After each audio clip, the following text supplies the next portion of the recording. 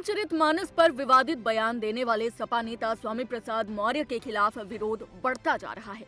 मौर्य को खुद उनकी ही पार्टी के नेता घेरने में लगे हुए हैं।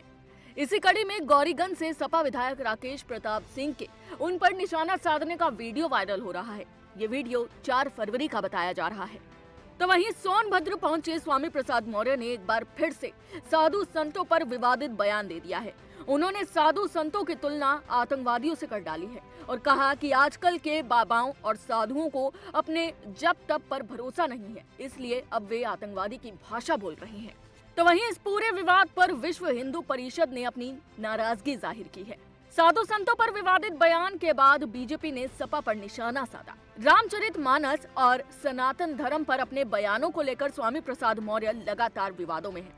सोनभद्र में मौर्य ने एक बार फिर साधु संतों पर विवादित बयान दिया, जिसके बाद एक बार फिर से सियासत गर्मा गई है। वार पलटवार का दौर भी शुरू हो गया है।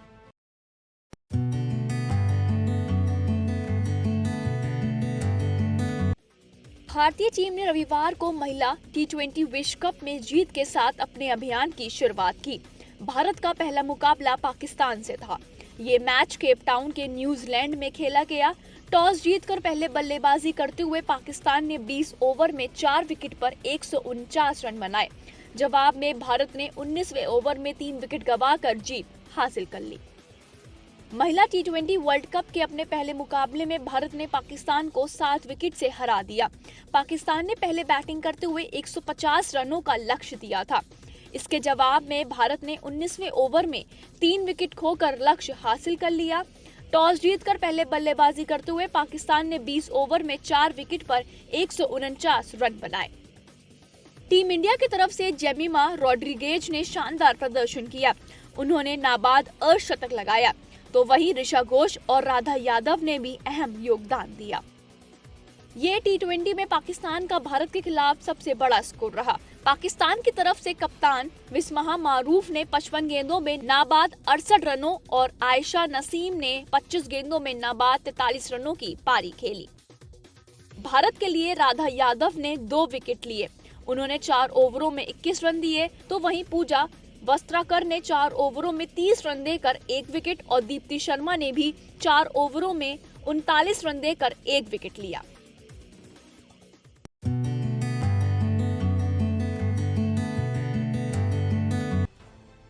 सुप्रीम कोर्ट के पूर्व जस्टिस एस अब्दुल नजीर को आंध्र प्रदेश के राज्यपाल के रूप में नियुक्त किया गया है। इस नियुक्ति के साथ ही कांग्रेस ने भारतीय जनता पार्टी की सरकार के खिलाफ हमले शुरू कर दिए हैं। विपक्षी दल ने इससे न्यायिक व्यवस्था के कमजोर होने की आशंका जताई है। कांग्रेस नेता जयराम रमेश ने पूर्व केंद्रीय मंत्री अरुण जेटली का 8 सेकंड का एक वीडियो साझा किया है। इस वीडियो में अरुण जेटली कहते हुए दिख रहे हैं कि सेवानिवृत्ति होने से पहले जो फैसले सुनाए जाते हैं वे रिटायरमेंट होने के बाद मिलने वाली जॉब से प्रभावित रहते हैं। इसके जवाब में केंद्रीय कानून मंत्री किरण रिजिजू ने कहा कि एक राज्यपाल की नियुक्ति को लेकर एक बार फिर पूरा इकोसिस्टम काम पर लग गया है। उन्हें यह बेहतर तरीके से समझ जाना चाहिए कि वे अब भारत को निजी जागीर नहीं मान सकते। अब संविधान के प्रावधानों के आधार पर भारत के लोग भारत का मार्ग तय करेंगे। बता दें, न्यायिक व्यवस्था में बड़ी भूमिका निभाने वाले नाजीर अब राज्यपाल बनने की तैयारी में हैं। इससे पहले वे अयोध्या राम जन्मभूमि मामला, नोटबंदी मामला और ट्रिपल तलाक जैसे बड़े फैसलों का हिस्सा रह चुके हैं। रिटायरमेंट से पहले 4 जनवरी को जस्टिस नाजीर की अगुवाई वाली बेंच ने नोटबंदी को वैध बताया था। राष्ट्रपति द्रौपदी मुर्मू ने आंध्र प्रदेश समेत 12 राज्यों में नए राज्यपालों की नियुक्ति की है।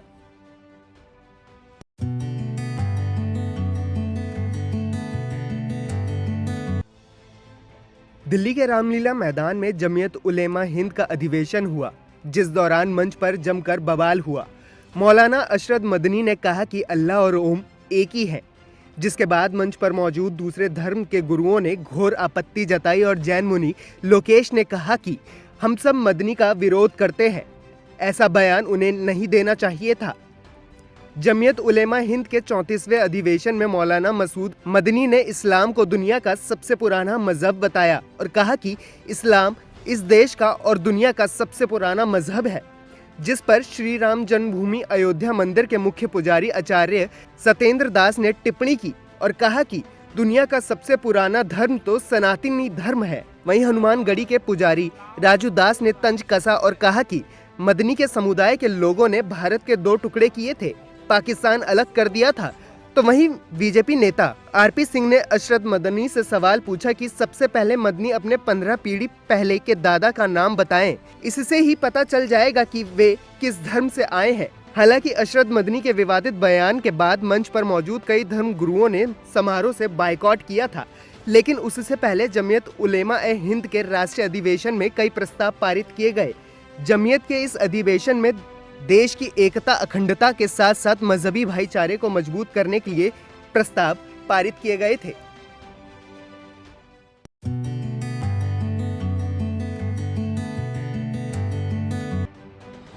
यूपी ग्लोबल इन्वेस्टर समिट के माध्यम से निवेश आकर्षित करने की उत्तर प्रदेश सरकार की पहल उम्मीद से बेहतर परिणाम देती नजर आ रही है। 11 फरवरी को भी देश विदेश की कई कंपनियों ने उत्तर प्रदेश सरकार के साथ निवेश प्रस्तावों को अंतिम रूप दिया। समिट के उद्घाटन सत्र को संबोधित करते हुए मुख्यमंत्री योगी आदित्यनाथ ने दावा किया है कि हमें 33.50 लाख करोड़ के निवेश का प्रस्ताव मिला है और हम लक्ष्य से कई गुना अधिक निवेश हासिल करने में सफल हुए हैं। उत्तर प्रदेश सरकार के 3 दिवसीय उत्तर प्रदेश वैश्विक निवेशक शिखर सम्मेलन 2023 के समापन समारोह को राष्ट्रपति द्रौपदी मुर्मू ने भी संबोधित किया और ये राज्य नए भारत का विकास इंजन बनने के लिए सक्षम भी है और तैयार भी है। आपको बता दें कि समिट के दूसरे दिन भी एयर इंडिया समेत कई कंपनियों ने करार किए।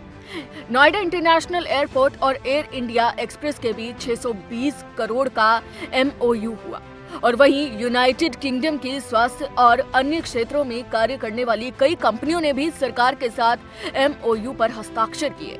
इनमें यू हेल्थ, प्रोमेक, CMR, NG फार्मा, टारमेंट applied sciences limited, molecular quest healthcare limited, BAPIO training academy, पेनोट्रल्स लिमिटेड UK प्रमुख हैं। इन कंपनियों के साथ हुए निवेश के आंकड़े 12 फरवरी को साझा किए गए। इसके अलावा खाड़ी देशों और विभिन्न राज्यों से निवेश के कई प्रस्तावों AMU की प्रक्रिया पूरी की गई।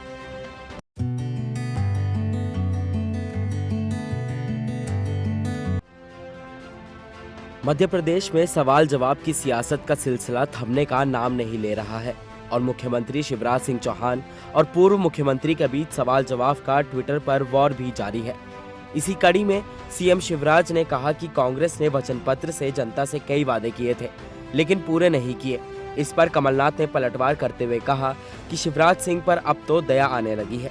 दरअसल मुख्यमंत्री शिवराज सिंह चौहान भोपाल के स्मार्ट पार्क में पौधा लगाने के बाद पूर्व मुख्यमंत्री कमलनाथ से सवाल पूछ बैठे और कहा कि मैं कांग्रेस के झूठ को रोज उजागर कर रहा हूं।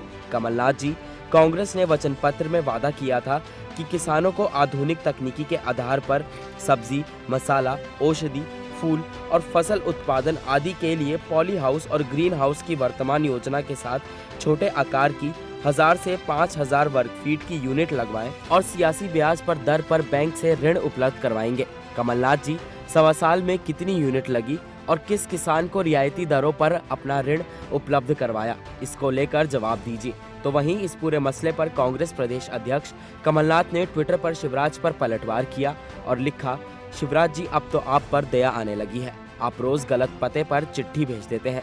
आपको किसी और से नहीं बल्कि मध्य प्रदेश के थोपे हुए मुख्यमंत्री से सवाल पूछना चाहिए। शिवराज जी, आप अपने आप से सवाल पूछिए। दृष्टि पत्र में वादा किया गया था कि प्रदेश में पशु चिकित्सा पॉलीक्लिनिक की संख्या को अगले 5 सालों में 3 गुना बढ़ाया जाएगा और 100 नए पशु चिकित्सा अस्पतालों की स्थापना की जाएगी। जनता को वो लिस्ट दिखाएं जहां पर ये नए अस्पताल बने हैं। दरअसल शिवराज सिंह चौहान और कमलनाथ के बीच ये सवाल जवाब का सिलसिला पिछले 1 हफ्ते से सुर्खियां बटोर रहा है और दोनों आए दिन एक दूसरे पर अपनी बातों से वार कर रहे हैं और मध्य प्रदेश में चुनावी लड़ाई का प्रचार शुरू होने से पहले वादों और वचनों पर सियासत तेज होती जा रही है।